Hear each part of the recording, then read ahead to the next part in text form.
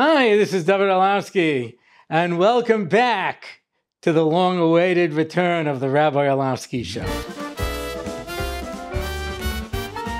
And as always, whether you're watching with our friends over at Torah Anytime, who have been very concerned for the Rabbi Orlofsky Show, which is one of the top watched things on Torah Anytime, I should point out, or wherever you watch or listen to your podcasts, my friends, thank you for all of your kind wishes. Let me begin by saying that when a newspaper published the obituary of Mark Twain, he wrote a letter to the newspaper saying, reports of my death have been highly exaggerated. And I've received many emails from people saying, are you okay? Baruch Hashem, I'm okay from that point of view. The difficulty has, of course, been that I haven't had the Rabbi Orlofsky Show. And so I knew that if I didn't get it started soon, I'm going to have to actually pay for therapy, because that's what this is. I get to work out all of my problems in public with you, my beloved friends. Otherwise, I'm going to have to pay money, because everyone who watches this knows that I'm crazy. As my father said to me once, you're crazy, I'm crazy, mother's crazy, everybody's crazy. I don't know if that fits in well with a psychological evaluation, but it sure is true. So this has been an opportunity for me to be able to talk through all these different issues and things. And as you know, if you watch the very last podcast that came out, Hanukkah time, producer Michael, who produced the show for 4 years, was just overwhelmed. He got engaged, he got married. He finally figured at some point that he has to make a living, and this doesn't make a living. You understand? So that's a little bit of a problem, and he's been kind of overwhelmed. At least that's what I heard. I actually received a note here saying, please help, I'm being captured and held for ransom by Islamic extremists. So I don't know which one it is, but we wish him a lot of luck, and we thank him for his over 4 years of service. And we welcome our new producer, Yisrael, who is going to be the producer of the Rabbi Orlofsky Show. And once again, I will have absolutely no say in what goes on over here, because I'm just the on-screen talent, and the people in charge make all of these decisions. And, my wife once made up a professional Rabbi Orlofsky show sign, and Michal never liked that, because he liked to hang the sign sideways. So the next thing we never used it. So hopefully we'll get to be able to finally use that. Yeah. And I have received many, many emails. Some of them I've responded to. Some of them I didn't, because it's just, I have a problem. You got a couple of minutes? I got one of my problems. I have a number of problems. One of my problems is, and it gets my wife absolutely crazy, I don't respond to an email if I don't know what to answer. So when a person says, are you available on a particular date? So I don't know. I'm waiting to hear from this. I'm working on that. My wife says, just tell them that you got the email and that you're working on it. I said, but I don't have anything to tell them, because just send them an email so they know that you got the email, I'm not good at that. When I'm on a telephone call, how there are people who, when you're talking, they go, I'm terrible at that. I just sit quietly and listen. And so there are certain people who have a certain lack of bitachon, and they go, hello, are you there? Hello. I said, yeah, I'm here, constant reassurance. But so I don't answer right away. So some people I answer, a lot of you I didn't, because people would say, are you okay? When are we going to see the show again? What's going to happen? I have no idea. I have no answer. But now, Baruch Hashem, we are back in business. And in fact, even though we don't have an official sponsor for this episode, we do. And that is, of course, Moshe David from Brooklyn, who is the only person who's on all of my online shiurim. He's in Masil Sharm and Daf Yomi and Tefillah. He's in all of them. And he kept sending sponsorships, hoping that we would have to then do a podcast. We didn't. We just kept the money. But I think if anyone deserves to have the podcast in his honor, it's him. So we love you out there, and thanks for the chizuk. Okay, so that takes care of some of the business that we have been dealing with until now. And as you can see, this is the actual bookcase. This is not a reproduction. For years, we've been using a green screen, but just so you can see, yeah, look at this. Huh? Actual svarim. They're not really actual svarim, they're just hollow little boxes. That happens to be a true story.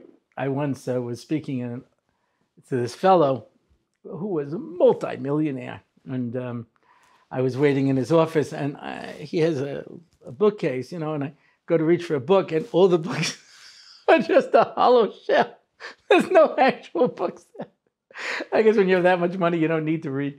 But yeah, so Baruch Hashem, hopefully we will be back in action. And the truth of the matter is that I give a shir every other Motzi Shabbos in Har Nof, basically from Elul till Purim time. And there was a time in my life when I was very busy. Now I'm not. Now I just sit around and wait for something to happen. I lost all my jobs through my wit and personality. And I have the online shiurim, of course. For those of you who are still interested in joining, we have a Daf Yomi, and we have the Tefillah shir on Sunday, and we have 2 Mesilas Yesharim shiurim. All of these are online. You can sign up for them. And but for the most part, I don't really have much to do. But I was very, very busy, and I wanted to stop giving the Motzi Shabbos shir. It was just too much. And my Shapiro said, "You'll have to cut out something else, because today, if you can do anything that gives people chizuk, you're mechuyev to do it. We're a door that needs chizuk, I told the story more than once, but when I was growing up, there'd be a meeting in America, Torah Masar. Yaakov Kamenetsky, Rav Moshe Feinstein, Rav Henoch Leibowitz, Rav Ruderman, Rav Hutner, all of Gedolei Torah who would get together and discuss how we're going to solve the world's problems, how we're going to solve the problems for the Jewish community in America. And we'll get together and pull out resources. But we knew where to turn to and where to seek advice and who was there to be able to help us. And today, when Noshach passed, there was a machlekes who should take over. Yeah, some people says Leib Shteiman, some people said Rebbe Yoshev. It was a discussion. After Shteiman was nifter, so Gershon Edelstein took over. And now, who's in charge? Nobody really knows. It's a big problem. It's a big problem when we're left without anybody in charge. How many times do I hear people say, "Why don't the Gedolim do something?" And I said, "No problem. Give me their names, and I'll go talk to them." We're in a situation where this is the definition of a Dor Yosem. Who's in charge? So people have their own individual Rebbe. People have their own, people they can turn to. But for the most part, right, it's a very difficult situation, and we need chizuk. We need chizuk, and when I say we need chizuk, I mean we need chizuk just to get through the day. My father was part of what they called the greatest generation. That was the term. They had Gen Z and Gen X and millennials and, all kinds of different things. And, but that generation, my father's generation, was called the greatest generation. They made it through World War II. They made it through the Depression. They made it through everything. I mean, my grandfather came from Poland to America, never learned English. My father grew up in a house. He only knew Yiddish. He went to school. He learned English. And they were unbelievably poor. And my father dropped out of school after 9th grade to go to work just to help support the family. There was no food. My mother, who came from a better, well-to-do family in that sense, because her father had started, if you know Queens, the Green Line Bus Company, my grandfather started that with one bus. and driving around. He made routes and imported more buses, and he turned it into a bus company. And then he brought across his brothers from Europe and put them into the business. And then he died of pneumonia, young, in his 50s. My mother was a teenager. And his brothers all got together and squeezed out my grandmother. So I lost my bus company. Whenever I go to Queens and I see a Green Line bus, I say, that's my bus. They took my buses away. Instead of a rabbi, I could have been a balabus, just to show you. But anyway, they took away my buses. But she grew up more comfortable, you know. They had food. It was a time when that's how you told the difference, you know. Today it's like he doesn't have the latest iPhone, you know what I mean? He's poor, you know. But back then it was like you have food, you know, food to eat. So they get married. My father says, I love cabbage broth. My mother used to make this cabbage soup that was delicious. My mother's a great cook. So she'd make a cabbage soup. My father says, it's good. It's not like my mother's. It's good. It's not like my mother's. You know? So one time he was in the old neighborhood, and she says, he goes to visit his mother. He says, Moshe, would you like some cabbage broth? Sure. Comes home and says to my mother, wow, my mother was a terrible cook. I must have been so hungry I didn't know the difference. You're a great cook. You know? So my mother used to say, nobody asked themselves, do I find my work fulfilling? Am I enjoying this? Is this meaningful to me? Nobody said those things. So you understood. If you didn't work, you went hungry. The government wasn't going to give you money. You weren't going to manage. You had to get up in the morning and go to work, or you'd be on the street and you'd starve. And it's not like today when in San Francisco you could be on the street and they give you a tent and you have a TV and you have all kinds of things. I mean, it was like lying on a park bench and a cop would come by and hit you with the stick and say, you know, move on, you bum. You know, I was like, nothing. So they did what they had to do. You got up in the morning, you went to work because that's what you had to do. I'm sure I've told this story, but it's been so long, I don't remember what I say anymore. But I have a friend, Rabbi Dr. Ivan Lerner in Silver Spring. He's a psychiatrist. It's really just a personal relationship. I don't know him professionally. But he told me that when he was going to medical school to become a psychiatrist, his father said, if you're going to do that already, why don't you become a real doctor? He says, because I can help people. He says, people are going to pay you for this? He says, yeah, because when I was growing up, we were too busy making a living to be crazy. Being crazy was a luxury. You couldn't afford it. You had to get up and go to work, whether you're happy or not. You know? I asked him about this. I said, well, good gesagt. No, he's got a good point. So he says, yeah, but people lived substandard lives. They didn't know how to develop themselves more than you were in survival mode. You know what I mean? You know, when you live in fight or flight, when you're living from moment to moment, it creates, you have to shut down certain parts of your existence in order to be able to continue working. And that's where we are today. A person gets up in the morning, they want a round of applause. I heard this from Rabbi Leff, and I tell it over sometimes when I speak in Kohelim, you know, what the Kola guys. He says, people are willing to be moise nefesh to learn Torah. He says, what's moise nefesh? If you buy them an apartment and you support them, you know, and you give them a vacation, and so then they're willing to, you know, to be moise nefesh to learn Torah. He says, what's the mesiras nefesh? They're willing to get up every morning and go to yeshiva. So I've said this over, and guys said, well, not every morning, but certainly many mornings. Now, I don't mean to be facetious, because it's hard for us. It just is. That's the metzius. It's hard for us to get out of bed in the morning. It's hard for us to get through the day. It's hard for us to handle things. You think I ever heard my mother say, I can't make Shabbos? You think I ever heard from my mother say, I can't make Pesach? There was no such a thing. You do what you got to do. That's the thing is, it's too hard for me. You do what you have to do because that was a sense of obligation.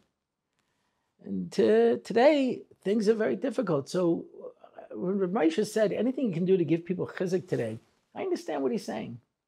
Because the world is a hard, cold place. And as time goes on, we become weaker and weaker and weaker. This is a process. The Gemara says it used to be when the Rebbe was giving shir, he would sit and all the Talmidim would stand for the whole shir. They would stand. Today, back then already, they said it was too hard, so people would sit. People would sit. They would sit, but they would work. I used to remember when I was by Rabbi R Orlofsky, he had this expression. Ani omer za odabam, aval tachshiv tov tov. Listen. Yeah. One of the memchas dvarim, the Torah's nickness behen is shmiras ha'ozen. Listen. Yeah. Give a deher. You have to deher. Do you hear what I'm saying? Rabbi Findel, Zozan Gesund Stark, tells the story that he used to go to a shir by Rav Hutner. And the room was very crowded, and he spoke low, and you had to really strain.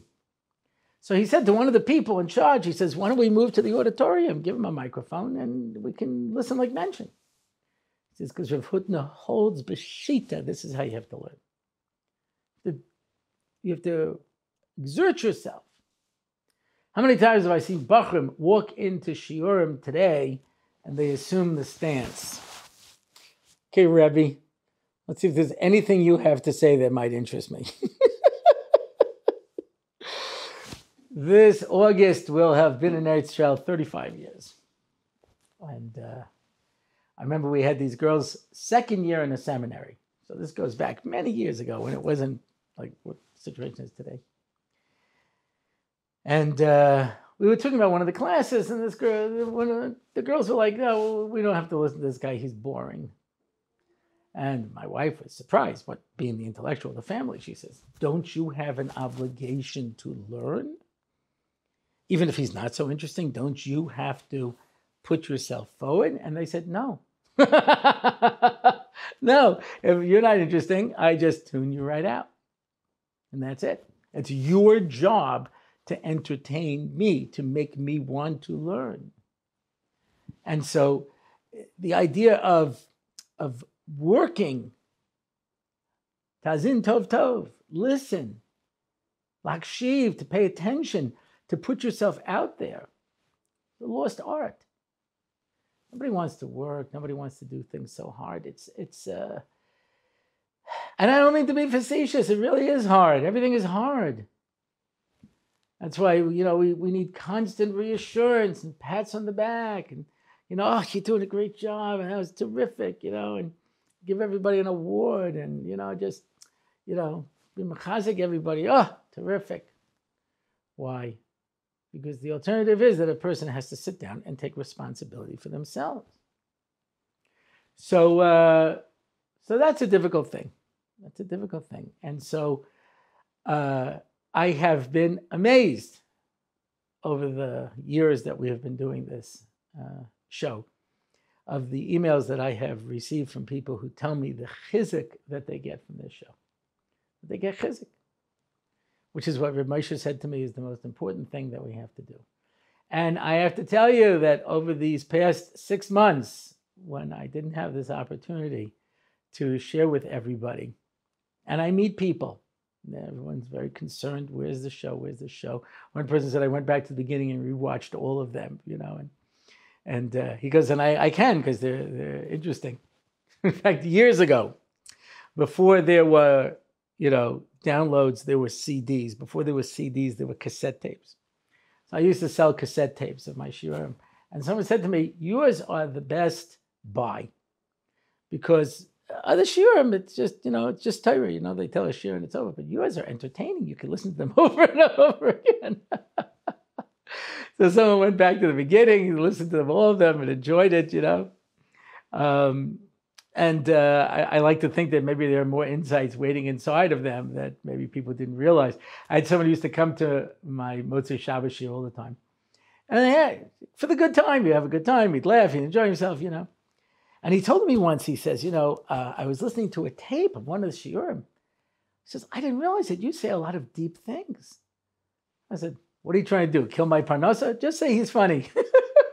A lot of people out there saying deep things, but how many people have that gift? And I have said this before, but like I say, it's been 6 months. I don't know how many people remember anymore.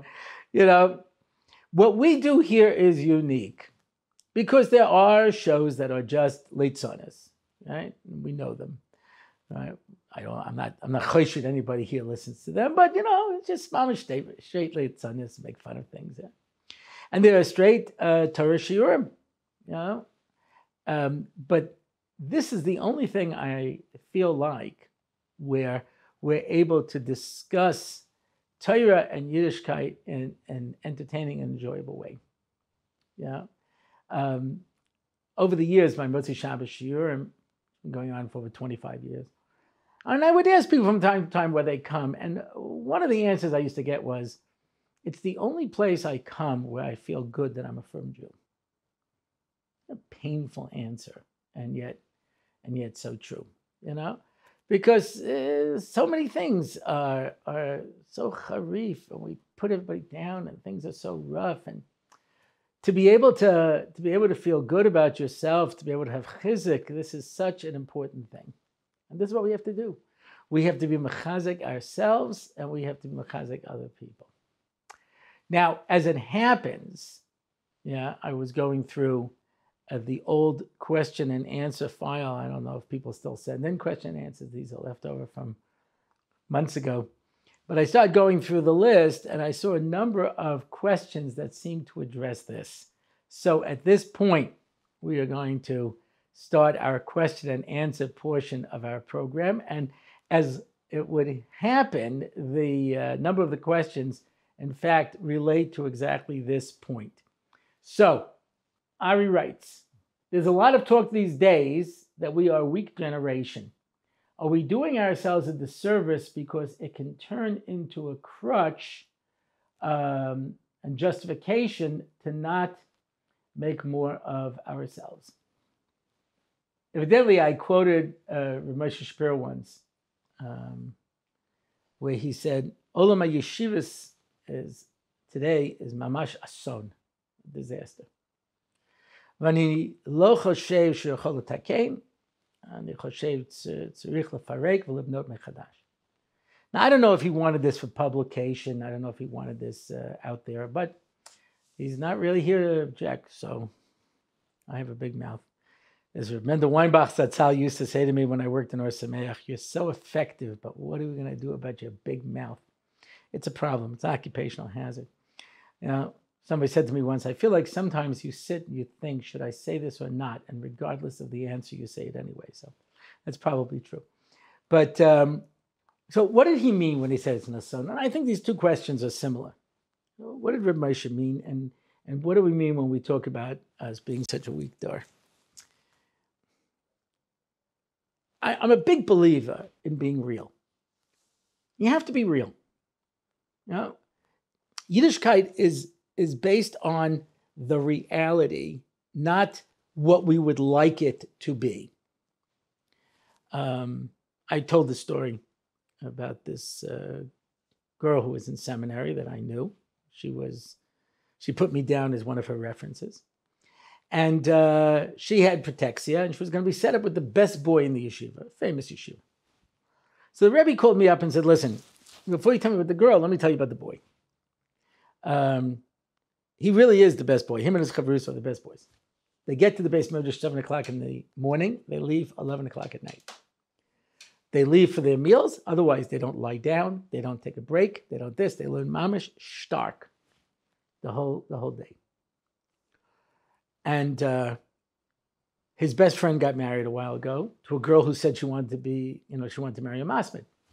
But she found out that being married to a masmid is not as much fun as marrying a masmid. Because when you're married to a masmid, you never see him. Hence the term masmid from Lashon of tamid. It's constant. And, she suddenly realized that she's alone in this community. So my wife reached out to her, etc. And, it's really hard. So ask her if this is what she really wants. So I told it over to her and she says, wow, I don't know if I can handle that. And I said, I don't know if I could handle that.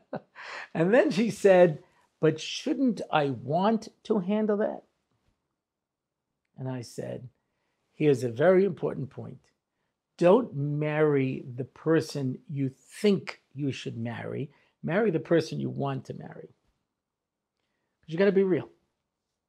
And if I can't really handle it, you used to have these girls who say to me, I want to marry a boy in learning. I said, can your family support a boy in learning? I said, no. I said, do you have a job? Said, no, I first have to go to school, and and it's going to take years till I can get out there and actually earn any money. I said, okay, so you want to marry a boy who's going to sit and learn. What are you going to live on?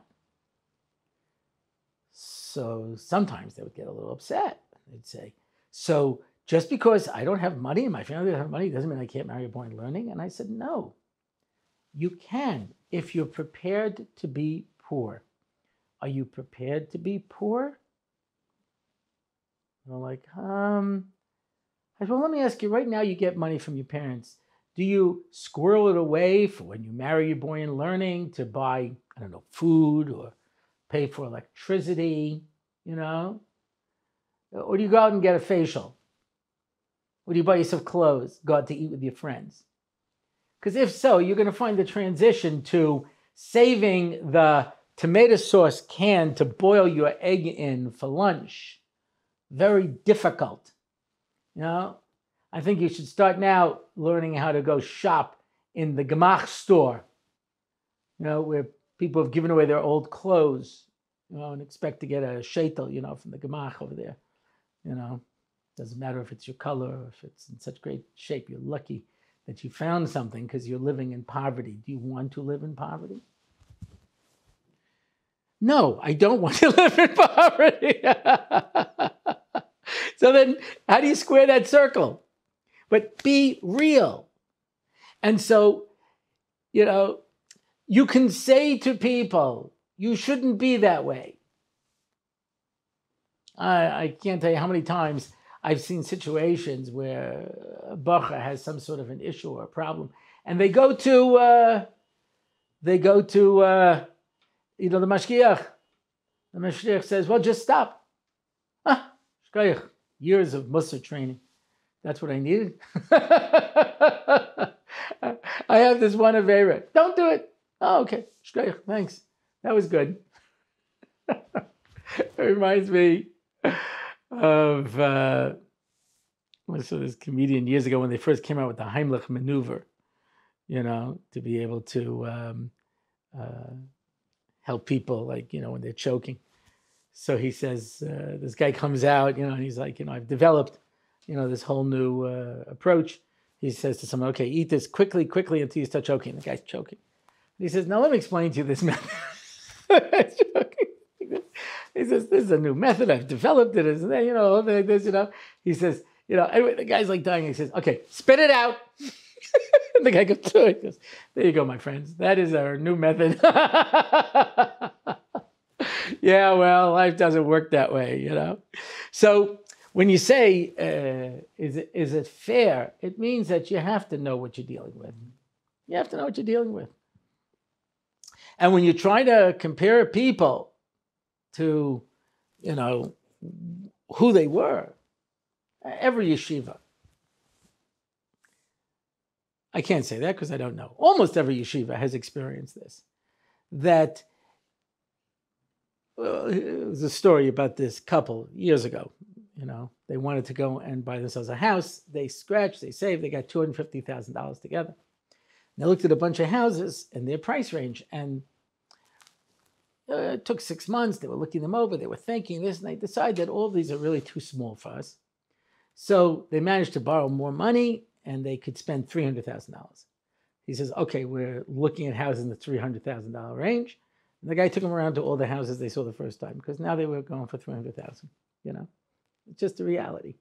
So if you try to use the educational methods that worked on the last generation, it doesn't work.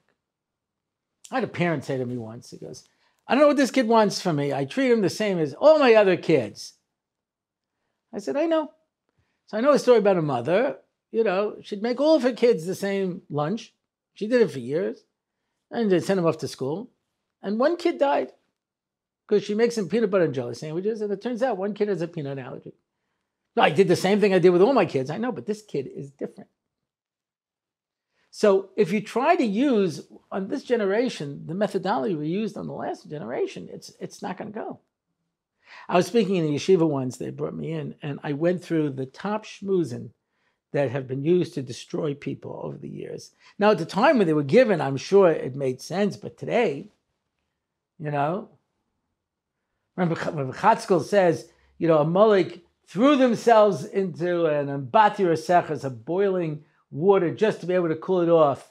He says, and he looks around upon it, and says, who's a mullik? You're a mullik, and you're a mullik. Every time you cool off the learning the base measures, and you go out for a cup of coffee, and you're a mullik. I saw somebody give this shmooze to a koilo of Bali Tshuva.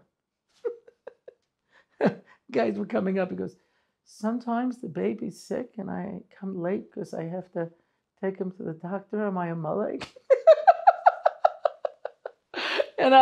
Listen, you got to know who you're talking to. So when you say, can we use it as a crutch and as an excuse? Yes. The alternative is to put demands on people that they can't possibly accomplish. My brother told me a story where he decided to go back to the gym, and the guy who was in the gym is like telling him to do whatever exercise it is. And he says, it's hurting me. He says, no, you got to work through the pain, So he ended up hurting himself, and he couldn't go back to the gym for months because that's not the way you do it. You got to know who you are. And so, if you manage to get through 4 push-ups and that was a strain, good. Celebrate your victory, and hopefully next time you'll do 5. And don't beat yourself up because I didn't do 6. I'm not ready to do 6. I got to be realistic. I got to know who I am and what I can handle. When my son used to come with me to davening, and I never took him to shul until he asked. And when he would ask, and he was little, he didn't know how to tell time, I would take off my watch and I'd give it to him and I'd say, go out now and play. When the big hand is on the 4, come back. And he'd come back on the 4, and we would daven some more. And then I'd say, okay, go out now and come back when the hand is on the 9, Let him go out and have a good time. I had an Avreich ask me once, how do you make your children sit at the Shabbos table? I said, I don't. Sounds terrible. It's a privilege to sit at the Shabbos table. And if they'd rather go sit on the couch, let them go sit on the couch. But I'm going to beat them up and make them, you're going to sit here, you're going to this, You got to know people's limitations. Somebody asked for Shach, how do we pick a cheder? What's the best cheder? He says, the one with the most recess. Most hafsaka. Like, give kids a break. Let them be kids. It's a big problem. So, can we use it as an excuse? Yes.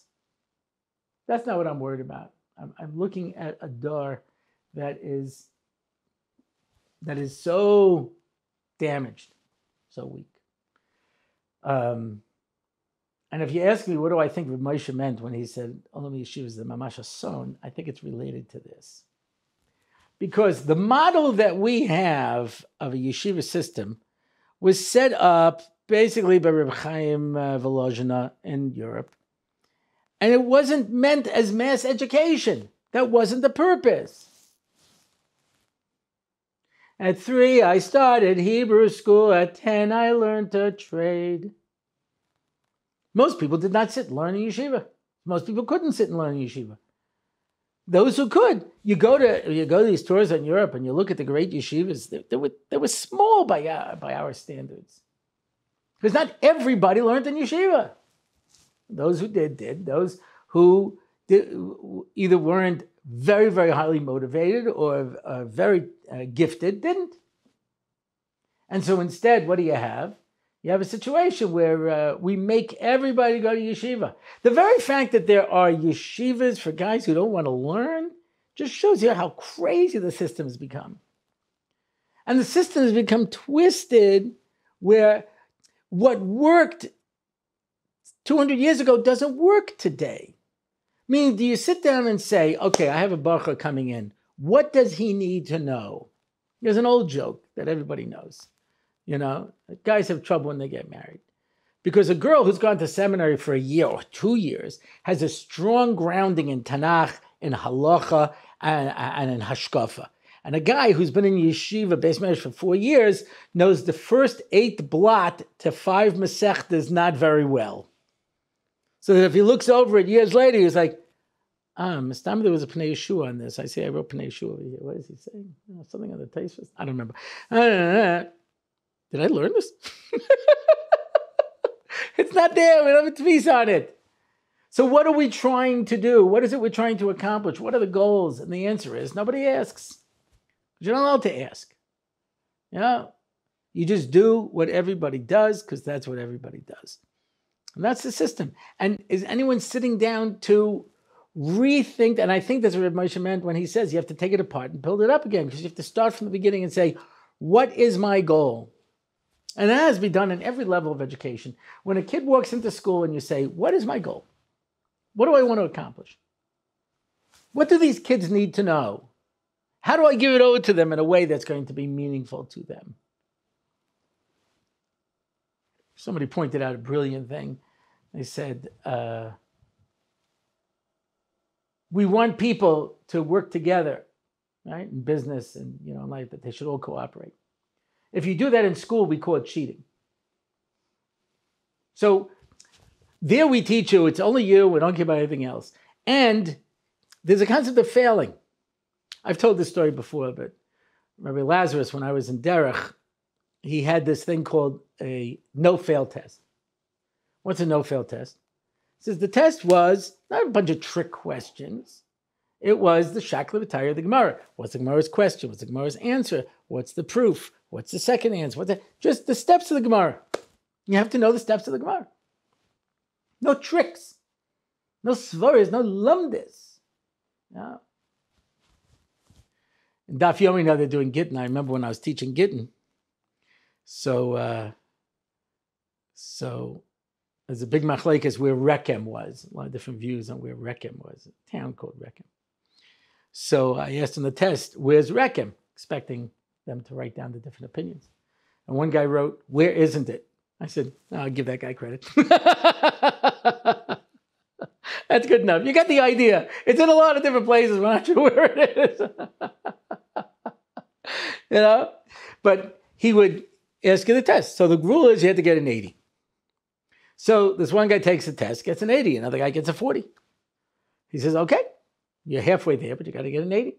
Study again, take the test again. Studies, takes the test again, gets a 60. This is great, 50% improvement, but you got to get an 80. He studies, takes the test again, gets an 80. This is great, you passed. He says, can I take it again? Said, sure. He studies, takes it again, gets a 90. He says, that's your mark. The other marks don't count. The kid who got an 80 says, hey, I took the test one time and I got an 80. This guy takes it 4 times and he got a higher mark than me. He says, yeah, because at the end, he knows 90% and you only know 80%.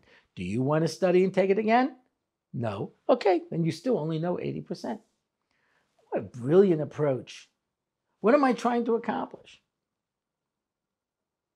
Rabbi Orlofsky was speaking once to a group of educators, and he was explaining the correct way to teach something so that they understand what is the meaning of what you're learning, the text. And one of the people there said, that's great, but if I do that, I'm not going to have any kids in the school because everybody wants to cover ground and to see that even though they don't understand it. And he explained how to try to deal with it, but it is very interesting because very often the demands that we make on the schools have nothing to do with education. I can tell you, having worked in education and youth work for many years, there's 2 things that everyone's an expert on. Education and youth because everybody was young and everyone went to school. So everyone's an expert. And it's a problem. So Klal Yisrael is a work in progress. It needs a lot of help. It needs a lot of work. All right, my friends, that is our first new podcast under our new leadership.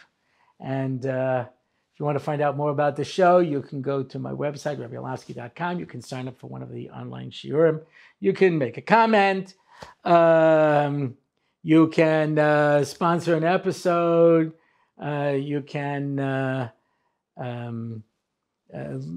listen to the theme song. There's lots of stuff you can do. I don't really know because I don't have the internet. It's awesome. But if you want, you can go and you can listen to all these things. And until next time, and the Mitzvah Hashem, it'll be less than 6 months away. This is Dovid Orlofsky, and this has been the Rabbi Orlofsky Show.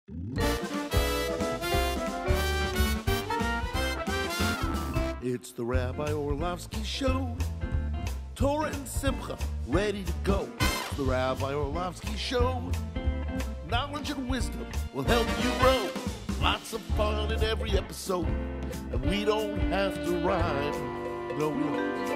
It's the Rabbi Orlofsky Show on RabbiOrlofsky.com. Torah, anytime, YouTube and more. It's the Rabbi Orlofsky Show. Torah and Simcha, ready to go. It's the Rabbi Orlofsky Show. Till next time, till we meet again. It's the Rabbi Orlofsky Show. It's the Rabbi Orlofsky Show. It's the Rabbi Orlofsky Show.